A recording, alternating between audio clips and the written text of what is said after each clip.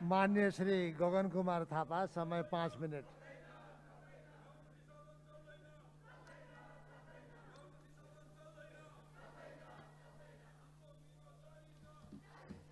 सम्माननीय सभामुख महोदय, यत्रो राष्ट्रिय महत्त्वको विषयमा छलफल चलिरहँदै गर्दा प्रमुख प्रतिपक्षी दल आज सँगै बसेर यो बहसमा भाग लिन पाए हुन्थ्यो भन्ने नेपाली कांग्रेसको चाहना थियो।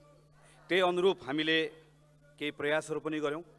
हाम्रो प्रयास जारी छ र केही दिनभित्रमा यो संसद सुचारू रूपले चल्ने अवस्था निर्माण गर्न सक्छौं भन्ने हाम्रो अपेक्षा पनि छ। हामीसँग आन्तरिक रूपमा जति स्रोत उपलब्ध छ, साधारण खर्च धान्न पनि पुगिरहेको छैन। आर्थिक विकास, खास गरी पूर्वाधार विकासको लागि राष्ट्रिय आवश्यकता पूरा गर्न बाह्य स्रोत नभइकन हुँदैन। यो बाह्य स्रोत भनेको प्रत्यक्ष वैदेशिक लगानी, ऋण वा अनुदान हो। यो मध्ये लगानी हुने ठाउँमा लगानी, नभए हामीले लिने अनुदानै हो। अनुदान कोसँग लिने? नेपालको असंलग्नता, पञ्चशीलता र संयुक्त राष्ट्रसङ्घको बडापत्रमा आधारित भएर नेपालले जुन सन्तुलित परराष्ट्र नीति बनाएको छ, त्यो नीति र हाम्रो संविधानले मार्गदर्शन जसरी गरेको छ हाम्रो राष्ट्रहित भनेर, त्योसँग प्रतिकूल नहुने गरिकन हाम्रो सबै मित्रहरूसँग सकेसम्म अनुदान लिने हो। हाम्रो परराष्ट्र नीति, घोषित परराष्ट्र नीतिले पनि भन्छ, क्षेत्रीय एवं विश्व शक्ति राष्ट्रहरूको बीचको सामरिक प्रतिस्पर्धाबाट नेपाललाई नकारात्मक प्रभाव हुन दिनुहुन्न। दक्षिण एसियामा सामरिक राष्ट्रहरूको बीचमा प्रतिस्पर्धा छ। यो तथ्यबाट भाग्ने होइन, कसैको छेउ लाग्ने पनि होइन। हामीले यसलाई सामना गर्ने हो र हाम्रो आफ्नो रणनीतिक स्वायत्तता प्रयोग गरेर यो प्रतिस्पर्धाबाट लाभ लिने हो। त्यही भएर 62-63 को परिवर्तन पछाडि हामीले भारतसँग विप्पा गर्यौं, हामीले चीनसँग बिआरआई गर्यौं र हामीले बडो सचेततापूर्वक संयुक्त राज्य अमेरिकासँग एमसीसी गर्यौं। माधव कुमार नेपाल माननीय प्रधानमन्त्री हुनुभएको बेलामा 2066 सालमा प्रारम्भ गरेको, अघि यहाँ आएर बोल्नुहुने माननीय जगन्नाथ खनाल प्रधानमन्त्री हुँदै गर्दा उहाँको मन्त्रीमण्डलले निर्णय गरेर भरतमोहन अधिकारी उप प्रधानमन्त्रीजीलाई अमेरिका पठाएर पहिलो पटक औपचारिक रूपमा हामीले एमसीसीमा राखिदिनको लागि आग्रह गरेको। त्यस पछाडि सुशील कोइराला बाहेक, स्वर्गीय सुशील कोइराला बाहेक यो हलभित्र भएको कुनै राजनीतिक दल कोही बाँकी छैन, कुनै प्रधानमन्त्री बाँकी हुनुहुन्न। त्यति मात्र होइन, मन्त्रीमण्डलमा एकपटक नाम पल्टाएर हेरौँ, तत्तत बेलाको सरकारमा यहाँ अगाडि बस्ने एकजना सांसद पनि बाँकी हुनुहुन्न। अघि एकजना माननीयले यहाँ आएर बोल्नुभयो, म नाम लिन चाहन्नथेँ तर मैले नाम लिनुपर्छ। मान्य गिरिराजमणि पोखरेलले यहाँ उभिएर यो सम्झौता राष्ट्रघाती भन्नुभयो, तर 2074 साल श्रावण 19 गतेको क्याबिनेटको एकपटक मन्त्री परिषदको उपस्थिति पल्टाएर हेरौँ, त्यही मन्त्री परिषदले पारित गर्दै गर्दा मान्य गिरिराजमणि पोखरेल त्यही मन्त्री परिषदको मन्त्री हुनुहुन्थ्यो। हामी कतिसम्म झुट बोल्ने, हामीले कतिसम्म ढाँट्ने? हामी आफै पालै पिलो त्यो सरकारमा बसेर आउने राष्ट्रिय प्रजातन्त्र पार्टीको नेता कमल थापादेखि राष्ट्रिय जनमोर्चाको नेता चित्रबहादुर केसीसम्म यो संसदभित्र रहेको नेपाल मजदुर किसान पार्टी एउटा पार्टी बाहेक कुनै पार्टी छैन जो यो 10 वर्षभित्रमा यो मन्त्रीमण्डलमा नबसेको होस्, कुनै न कुनै कुरामा हस्ताक्षर नगरेको होस्। आज हामीले राष्ट्रघाती भन्दै गर्दा पहिला औँला आफैतिर फर्काउनुपर्छ। हामी आफैले बनाएको होइन, हामी आफैले लेखेको होइन, यहाँसम्म डोराएर ल्याएको होइन। त्यसैले सम्माननीय सभामुख महोदय, म आग्रह गर्न चाहन्छु, धेरै झुट नबोलौँ। हामीले यहाँ आएर के भनिदिएका छौँ? संविधानभन्दा माथि हुन्छ भनिदिएका छौँ। यो हदसम्मको हावादारी कुरा गर्ने? नेपालको संविधानभन्दा माथि केही हुन्छ? अनि नेपालको कानुनसँग सन्धिमा भएको कुरा बाजियो भने सन्धि लागू हुन्छ भन्ने कुराको त्यस्तो सन्धि, त्यस्तो कानुन यही संसदबाट कतिवटा पारित गरिसकेका छौँ। एकजना मान्यले आएर के भनिदिनु भयो? यो कानुन अनन्तकालसम्म लागू हुन्छ। यस्तो पनि हुन्छ? यहाँ बोल्दै गर्दा सुन्ने एउटा जनतालाई के लाग्छ? ए हो रहेछ, यो त अमेरिकाको कानुन अनन्तकालसम्म लाग्ने रहेछ।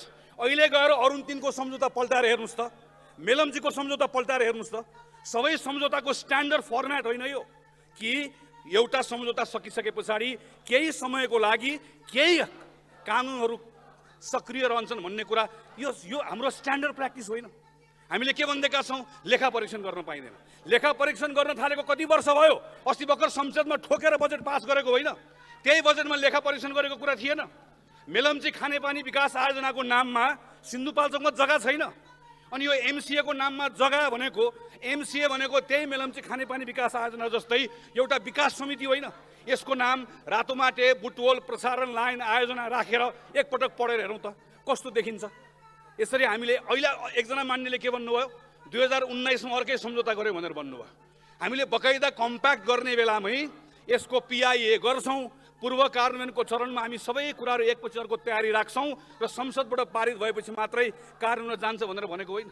हामीले अर्को के भनेका छौँ, यहाँ आएर उभिएर अहिले अमेरिकी कानुन लागू हुन्छ भनेर भनेका छौँ, संसदबाट कानुन बनाउन पाइँदैन भनेका छौँ। आज यो सम्झौता अनुमोदन गरेपछि लाउनुहोस्, आजै संसदबाट एउटा कानुन पारित गरौँ, हाम्रो आफ्नो हितमा हुने गरिकन यो कानुन संसदबाट पारित गरेर देखाउन सक्ने यो अधिकार हाम्रो सार्वभौम संसदसँग कसैले खोसेर लान सक्छ?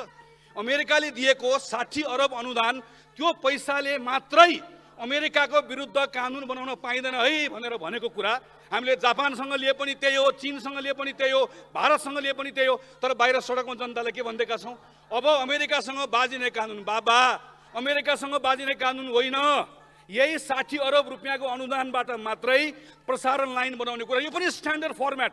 तपाईँ जुनसुकै सम्झौता पल्टाएर हेर्नुहोस्, लोन हेर्नुहोस्, ग्रान्ट हेर्नुहोस्, हामीले सबै ठाउँमा त्यो भनेका छौँ। त्यसैले सम्माननीय सभामुख महोदय, म यो सैद्धान्तिक छलफलमा योभन्दा धेरै भन्न चाहन्न, म यति मात्र आग्रह गर्न चाहन्छु, हामी सबैले सम्झौता गरेर आइसके पछाडि अहिले यत्रो सार्वजनिक बहस भएको बेलामा नागरिकको स्तरबाट केही प्रश्नहरू उठेको छ, केही संशयहरू छ।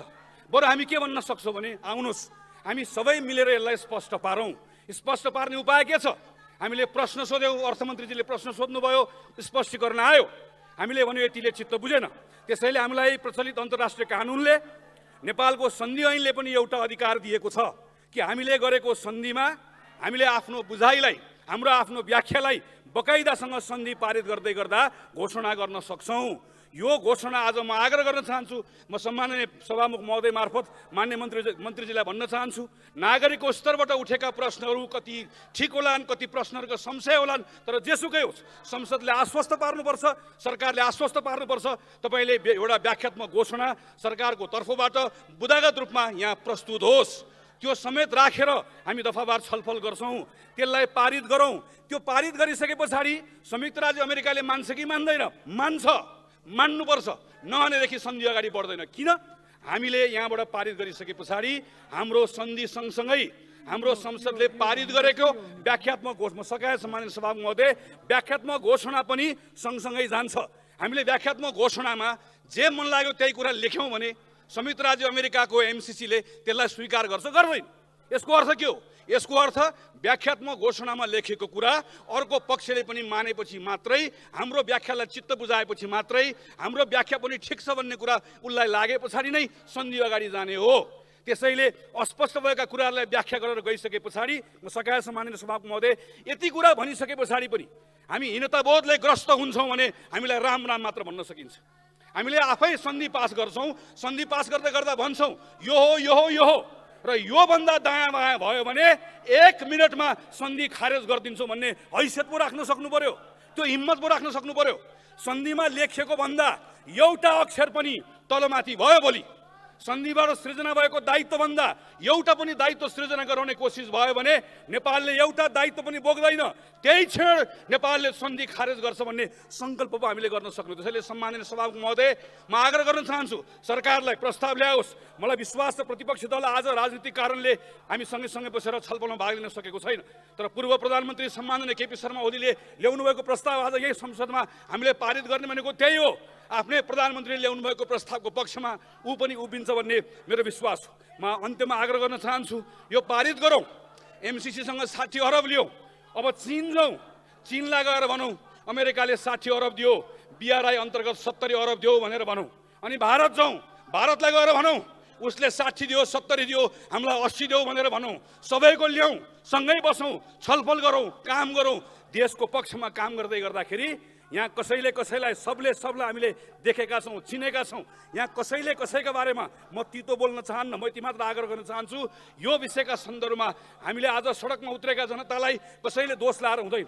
तिनलाई विश्वास दिलाउने काम, तिनलाई भर दिने काम, तिनलाई आश्वस्त बनाउने काम। घर फर्कनुहोस्, सिङ्गो नेपालको संसद सत्ता पक्ष प्रतिपक्ष हामी एक ठाउँमा आएर हामीले नै गरेको सन्धि हो यो, यसमा एक ठाउँ पनि तलमाथि हुन दिन्नौँ। तलमाथि केही पर्यो भने सबैभन्दा पहिला हामी बेहोर्छौँ भनेर हामीले भनेर उनलाई आश्वस्त बनाउनु पर्ने ठाउँमा यो मञ्चमा आएर अझै उनलाई उचाल्छौँ भने त्योभन्दा गैर जिम्मेवारी पर्ने कुरा केही हुन सक्दैन। मन्त्री परिषदमा आफै बस्ने, हिजो आफै निर्णय गरेर आउने, अनि यहाँ आइसके पछाडि अहिले आएर लाज नमानिकन, सङ्कोच नमानिकन भन्छौँ भने हामीभन्दा गलत कोही हुन सक्दैन। त्यसैले सम्माननीय सभामुख महोदय, म एकपटक फेरि अन्त्यमा आग्रह गर्न चाहन्छु, यो सन्धिलाई अगाडि बढाउने क्रममा उठेका प्रश्नहरूको व्याख्यात्मक घोषणा इन्टरप्रेट गर्ने इन्टरप्रिटेटिभ डिक्लेरेसन सरकारले ल्याओस्, त्यो सहित छलफल गरौँ, त्यो सहित मात्र यस सन्धिलाई पारित गरौँ। यसको लागि आग्रह गर्न चाहन्छु। धन्यवाद।